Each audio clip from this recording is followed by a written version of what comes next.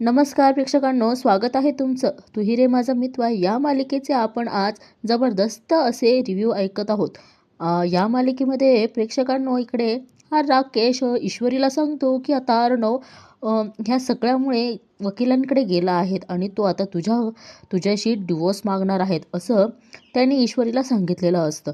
बघा प्रेक्षकांनो, हा राजेश एक नवीन खेळी खेळणार आहेत आता ईश्वरीसोबत. चला तर मग सुरुवात करूया आजच्या एपिसोडच्या रिव्ह्यूला. आपण बघतो की अर्णव इकडे रूममध्ये येऊन गेल्यानंतर त्याचा जो संताप झाला त्याने सगळे पसारा करून ठेवला. तेवढ्यात ईश्वरीही तिथे येते आणि म्हणते की सर यायच्या आधी आवरायला लागेल हे सगळं. आणि बघा तेवढ्यात अर्णव मध्ये येतो आणि बघा हिला आवरताना बघून तो जास्तच संतापतो आणि दरवाजा असा जोरात लावून देतो. आणि इकडे ईश्वरी म्हणते की सर तुम्ही बोलायच्या आधीच मी तुम्हाला सगळं सांगून देते, तुम्ही आजी आणि अंजली ताईंना प्लीज जाऊन काही बोलू नका. आणि अर्णव बघा म्हणतो की तेच हवं होतं ना तुला. अर्णव म्हणतो की तेच करायला गेलो होतो मी. आणि अर्णव म्हणतो की तेव्हा मला कळालं की तूच केलं आहेत हे.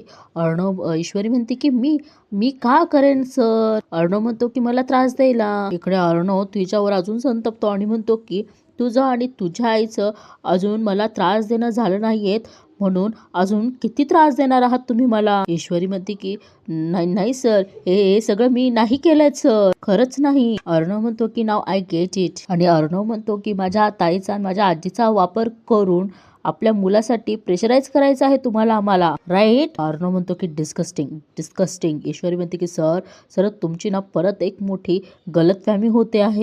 प्लीज मी हे सगळं नाही केलं, प्लीज विश्वास ठेवा माझ्यावर.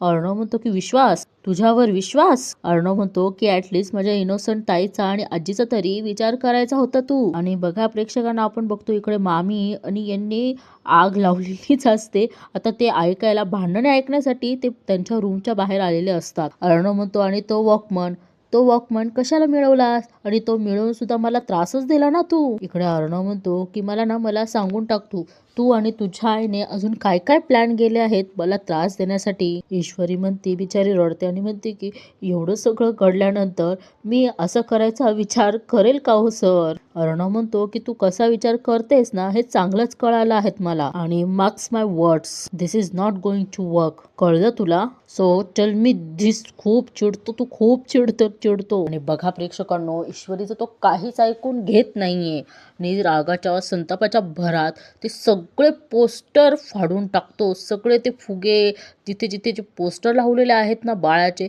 ते सगळे तो संतापाच्या भरात फाडतो, गोळा करतो आणि असं फेकून देतो. आणि अर्णव तिला परत म्हणतो की this is not going to work. आणि इकडे हे दोघं यांचे भांडणं बाहेर उभं राहून ऐकत असतात. इकडे राकेश विचारतो की काय. मामी म्हणतात की नाही. आणि बघा आता त्याच्या लाईनीच्या पलीकडे तिची जी जागा आहेत ना तिकडे सुद्धा जाऊन ते सगळे पोस्टर तो काढून टाकतो, फेकून देतो. इकडे मामी म्हणते राकेशला की स्पष्ट काही ऐकू येत नाहीये पण अर्णवचा आरडाओरडा सुरू आहेत एवढं मात्र नक्की. इकडे हा राजेश म्हणतो की पण मामी फार काही दिवस टिकत नाही तुमच्या या बळजबरीच्या सुनबाई. आणि मामी म्हणतात हसून. इकडे राजेश मनोमन म्हणतो की चिंटुकल्या, खऱ्या अर्थाने तुला आता जिलेबीची ॲलर्जी होणार आणि मग माझी इंदोरी जिलेबी नाईलाजात नाही का होईना माझ्याकडेच येणार. प्रेक्षकांनो, इकडे या राजेशने अजून किती किती ठिकाणी पोस्टर लावलेले आहेत बघा ना. अर्णव नुसतं आपल्याला पोस्टर फाडतानाच आणि फेकतानाच दिसतो आहेत. आता ज्या शेल्टरवर ते फोटो लावलेले असतात ते सुद्धा तो फाडतो आणि ईश्वरीच्या अंगावर उधळवतो. बिचारी आधीच हतबल झालेली असते, आता ते असं अर्णवचं अजून रौद्र रूप बघून ती अजून बिचारीला वाईट वाटत असतं आणि खूप घाबरलेली असते. इकडे हा राजेश म्हणतो की काय चाललंय, पण मामी म्हणतात की काहीच ऐकू येत नाही, निघूयात आपण. आणि इकडे आपण बघतो की आता हे तिघजण ऑलरेडी बाहेर बसलेले असतात चहा पिण्यासाठी. पण अर्णव जे काही बोलून गेला त्याने अंजली म्हणते की हे बाळांचं पोस्टर ईश्वरीने लावलं असेल याचा फक्त अंदाज लावला होता मी चिंटूला सांगून काही चूक केली का. अंजली म्हणते की खूप ओरडेल ना तिला. आजी म्हणतात की यात एवढं चिडण्यासारखं काय आहे हेच मला कळलं नाहीये. आजी म्हणतात की आज ईश्वरीला तो काहीतरी बोलेल असंच वाटतं आहेत मला. इकडे मामा म्हणतात मी काय म्हणतोय, त्यांचे हे छोटे मोठे भांडणं मिटवावेत म्हणून त्यांचा आपण मधुचंद्राचा प्लॅन करतो आहेत ना.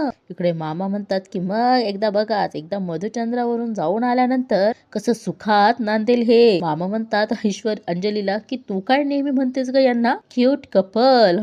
इकडे आजी मामांना म्हणतात की तुझ्या काही गांभीर्य लक्षातच येत नाहीयेत का. मामा म्हणतात की म्हणजे आजी म्हणतात की आज या विषयावर कधी नव्हे तो माझ्यावर आणि अंजूवर चिडला आहेत. किती बोललास, ऐकलंस की नाही तू. आजी म्हणतात की ईश्वरीने खरंच हे केलं असेल, त्यापेक्षा तिला काय ऐकून घ्यायला लागेल कोण जाणे. इकडे अंजली म्हणते की चिंटू चिडला ना की त्याला कशाचंच भान राहत नाही बाबा. मामा म्हणतात की मला नाही वाटत की अर्णव ईश्वरीवर एवढा चिडेल, कारण त्याचं खूप प्रेम आहे तिच्यावर. मामा म्हणतात की बाळाचे फोटो लावलेत म्हणून कोणी बायकोवर एवढं चिडतं का. आजी मामांना म्हणतात की ना तुझ्याशी बोलण्यात काहीच अर्थ नाहीये, सगळं हसण्यावारी नेतोस तू. इकडे आजी म्हणतात की अंजू चल बघूयात आपण काय झालं ते. आणि इकडे आता अर्णव ईश्वरीकडे संतापाने बघतो आणि तिथनं रूम मध्ये बाहेर निघून जातो. बघा ईश्वरीचं यात काही संबंध पण नव्हता, तिने हे पोस्टरही आणले नव्हते किंवा लावलेही नव्हते आणि तिच्या मनात त्या बाळाविषयी काही सुद्धा नाहीयेत.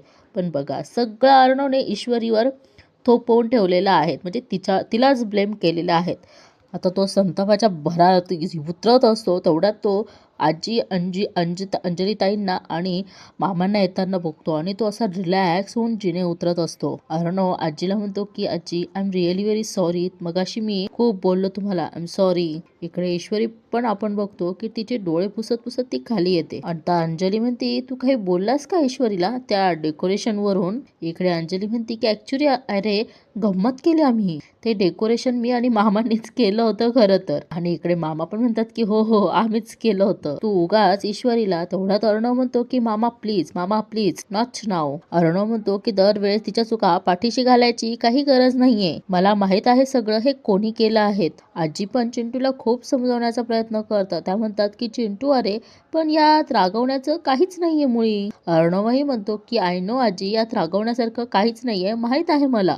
अर्णव म्हणतो की बरोबर आहेत, माझ्याचकडनं कधी कधी मिसअंडरस्टँडिंग होऊन जातात, I am really very sorry. Arnav म्हणतो की एनिवेज तुम्हाला असं वाटत असेल की आम्ही दोघं भांडलो आहोत म्हणून, तसं काहीही झालेलं नाहीये, आम्ही नाही भांडलो आहे. All right.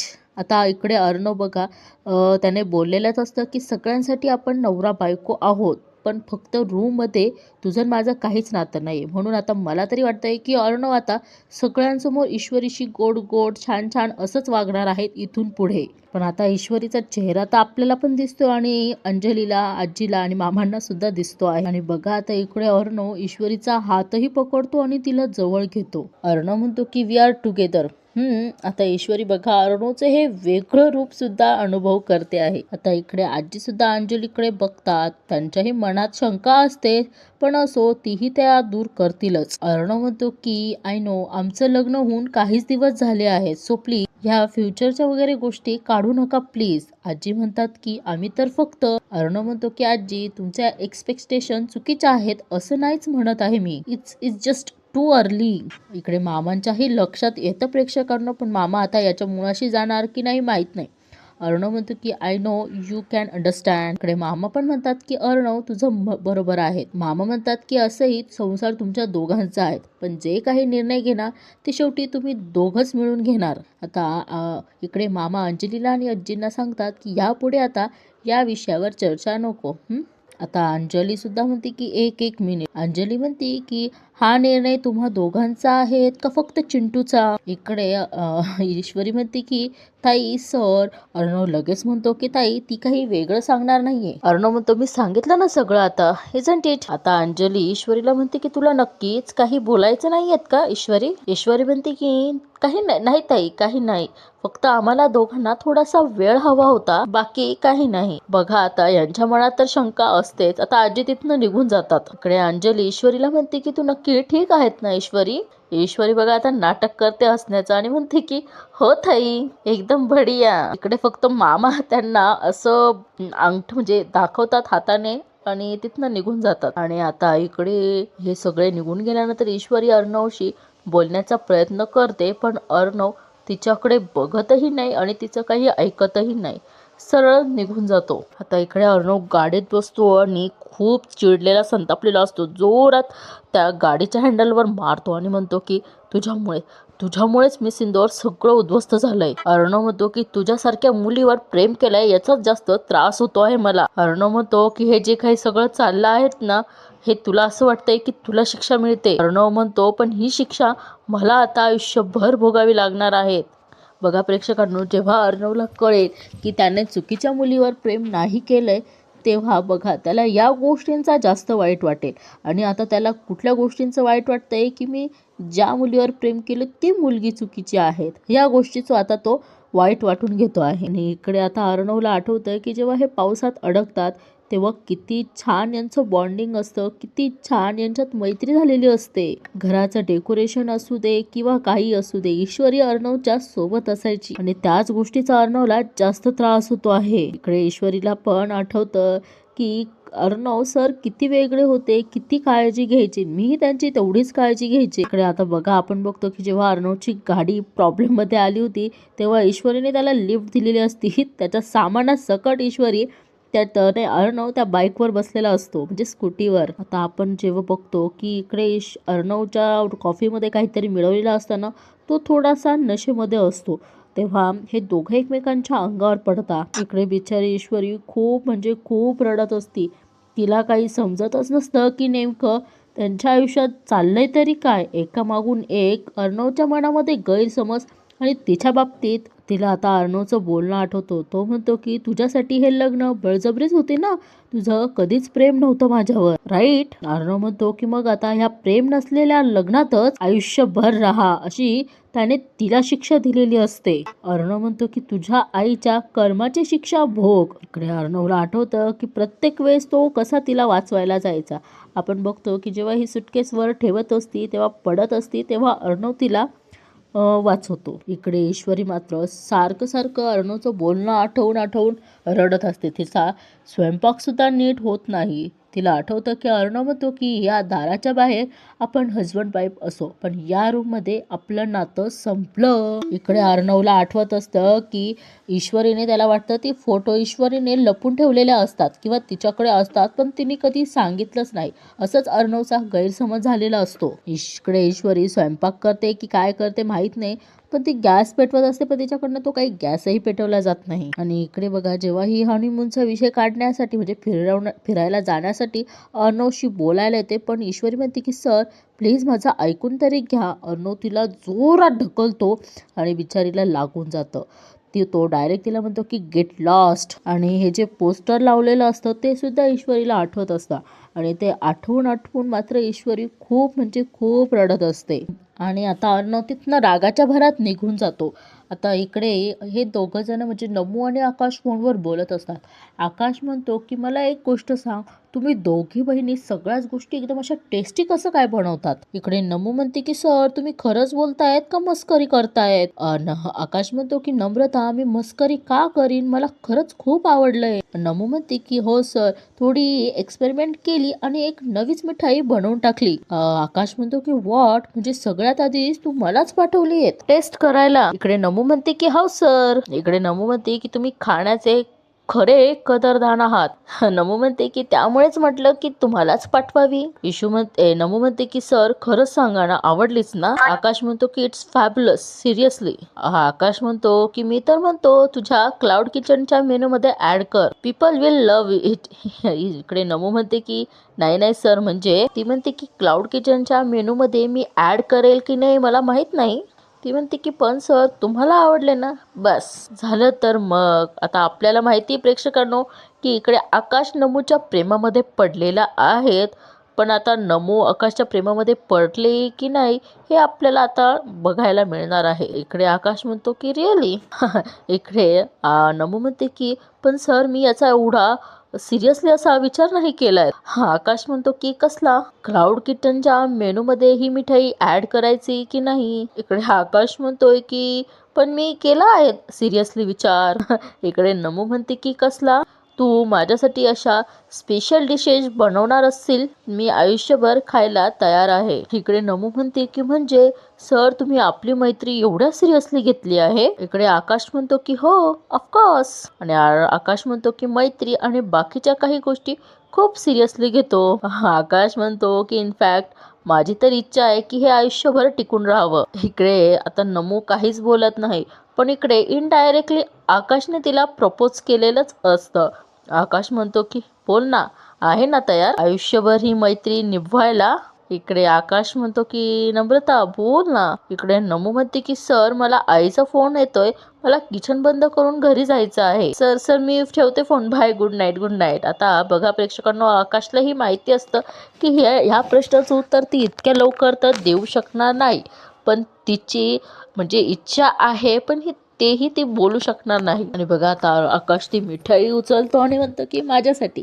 तिकडे नमू सुद्धा लाजते प्रेक्षकांनो. इकडे आता आपण बघतो की जसा अर्णव दुपारी गेलेला असतो तसा तो अजून घरी परत आलेला नसतो. त्यामुळे ईश्वरी जास्त टेन्शनमध्ये येते आणि ती वाट बघत असते बाहेर. ती म्हणते कधी येणार आहे सर माहीत नाही, कारण सरांना एवढा उशीर तर कधीच होत नाही. इकडे ईश्वरी म्हणते की सर एकतर रागात बाहेर पडले आणि घरात कोणी काही विचारलं तर मला धड सांगताही येणार नाही. ती म्हणते बिचारी कधी येणार आहे. इकडे आता हा राजेश ईश्वरीला बघून तिच्या जवळ येतो आणि म्हणतो की फारच टेन्शन मध्ये दिसते माझी इंदोरी जिलेबी. आणि हा राजेश म्हणतो की टेन्शन वाढवायला हवं. आणि इकडे ईश्वरी आता मागे वळते आणि त्या राकेशला पाहून घाबरतेच. आणि बघा आता राजेश इथे तुक्क्यावर तुक्के मारत असतो, कारण त्याला तिचं टेन्शन जे वाढवायचं असतं तो तिला म्हणतो की नाही येणार आहे तो. इकडे ईश्वरी त्याच्याकडे बघते. हा राजेश म्हणतो की अर्णवचीच वाट बघतेस ना. तो म्हणतो की कसं आहे, नवरा बायको मध्ये काहीतरी बिनसलं तरी लपून राहत नाही. आणि हा राजेश म्हणतो की तुमच्यात तर मेजर बी नसलंय असं कळलं आहेत मला. आणि इकडे आता ईश्वरी पण मनोमन म्हणते की असं कसं काय म्हणायला हा, याला कसं कळलं की याला एवढं जास्त बिनसलंय, नक्की काय कळलं आहेत. आणि बघा प्रेक्षकांना, आता ही ईश्वरी सुद्धा त्या राजेशच्या जाळ्यात फसते. तो राजेश फक्त मामीने जसं सांगितलंय तसं बोलत असतो. इनफॅक्ट त्याला कुठल्याच गोष्टीची काहीच माहित नसते. इकडे हा राजेश म्हणतोय की अगं इतका वैतागलाय अर्णव तुझ्यावर, डायरेक्ट डिवोर्स घ्यायच्या तयारीत आहे तो. हा हा राकेश म्हणतो की हा राजेश म्हणतो की त्याला काय कळणार ग इंदोरी जिलेबीचा गोडवा. इकडे ईश्वरी चिडते आणि म्हणते की वाटेल ते बडबडू नकोस हा. आणि इकडे ईश्वरी आता निघून जाणार तेवढ्यात हा राजेश म्हणतो की अगं खरंच माझ्या चेहऱ्यावरचा आनंद बघ. हा राजेश म्हणतो की बर तू एक काम कर, खोटं वाटत असेल तर विचार अर्णवला, तो आल्यावर. दुपारी तुझ्याशी भांडून निघाल्यानंतर थेट वकिलांकडे गेला आहे तो. आणि बघा हे ऐकल्यावर पण आता ईश्वरीला थोडं टेन्शन येतच, म्हणजे त्याच्यावर विश्वास ठेवतेच ती. आणि ईश्वरी म्हणते की हा सगळा ना तुझा खजीलपणा आहे, यात मी फसणार नाहीये. राजेश म्हणतो ठीक आहे नको ठेवू विश्वास, पण माझ्याकडे पक्की खबर आहे. हा राजेश म्हणतो की ठीक आहे मग विचार अर्णवला घरी आल्यावर. खरं तर तुला विचारावंच लागणार नाही, तो स्वतः घरी आल्यावर तुला सांगेल, कारण डिवोर्स पेपरवर सह्या लागतील ना तुझ्या. इकडे ईश्वरी म्हणते की तुझ्यावरती विश्वास ठेवायला मी काय बेवकूफ वाटली का तुला हा. आणि इकडे ईश्वरी म्हणते की आमच्यात काहीही झालं ना तरी तुझ्या समोर आम्ही एकत्र राहणार आहोत. इकडे हा राजेश म्हणतो की तो तुला वाटेल तसं वागवतो तू आणि उगाच उड्या मारतेस. इकडे हा राजेश म्हणतो की ऐक माझं, मी जे सांगतोय ते कर, सोड त्या अर्णवला आणि ये माझ्या बरोबर, राणीसारखं ठेवेल मी तुला. इकडे ईश्वरी म्हणते की राणीसारखंच राहते मी. हा राजेश म्हणतो की मला नाही वाटत, आणि अर्णव तुला आता किती काळ सहन करेल याबद्दल मला जरा डाऊटच आहेत. हा राजेश म्हणतो की तुमच्या लग्नाचा लवकरच दी एंड होणार आहे, हे लिहून घेतो. इकडे ईश्वरी बघा आता पचकते, ती त्याची कॉलर पकडते आणि म्हणते की काय कळलंय तुला आणि कशाबद्दल बोलतोयस तू. हा राजेश म्हणतो की वाह क्या बात है, आज कॉलर पकडलीये, उद्या मिठीत असशील. इकडे ईश्वरी विचारते की काय कळलंय तुला. हा राजेश म्हणतो की आणि म्हणतो की चोरी पकडी गई है.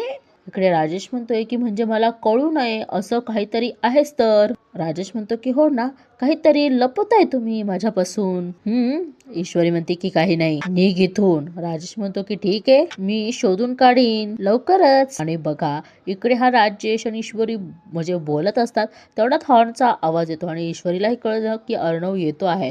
राजेश म्हणतो की घ्या आला तुझा नवरा. राजेश म्हणतो की विचार त्याला, आणि डिवोर्स नंतर तर मी आहेच. आणि बघा असं बोलून हा राजेश तिथून निघून जातो. आता बघा आता नेमकं आता हा डिवोर्स घेणार की यांनी फक्त असंच एक काही गोष्ट फक्त सांगितली आहे, माहित नाही प्रेक्षकांनो. इथेच मालिकेचा एपिसोड संपतो प्रेक्षकांनो. आता बघूयात की खरंच अर्णव ईश्वरीमध्ये डिवोर्स होणार आहेत का फक्त याने खोटं बोलला की एक तुक्का मारलेला आहे. आता बघूयात आपण. आता पुढील भागामध्ये दाखवलंय की ईश्वरी आणि अर्णव म्हणजे दोघेही रूममध्ये आलेले असतात आणि इकडे आता ईश्वरी म्हणते की सर, अर्णव म्हणतो की सारखं काय आहेत माझ्या मागे मागे, I am fed of all this, मला कंटाळा आलाय, नकोय मला हे सगळं. इकडे ईश्वरी बघा आता त्या राजेशच्या बोलण्यावर विश्वास ठेवते आणि अर्णवला म्हणते की हे डिवोर्सचे पेपर घेऊन आलायत, कळतंय का तुम्हाला याचं? एका कागदावरती काय आपलं नातं टिकून आहेत का? अर्णव म्हणतो की शटाप, जस्ट शटाप. आता बघा आता इथे काय झालं पुढे प्रेक्षकांनो आपल्याला आता ते उद्याच बघायला मिळणार आहे. पण आता आपण बघतो की इकडे ईश्वरी आता तिच्या आईला भेटायला आलेली असते आणि हे सगळे क्लाउड किचनमध्ये असतात. ईश्वरी म्हणते की आई, मी सरांना समजवण्याचा खूप प्रयत्न करते आहे अगं, पण ते माझ्याकडे बायको म्हणून नाही तर गुन्हेगार म्हणूनच बघतायत. आणि इकडे आता सुप्रिया काकू ईश्वरीला खूप समजून सांगतात. ते म्हणतात, हे बघ ही प्रेमाची लढाई आहे तर प्रेमाने समजून सांगावं लागेल ना. इकडे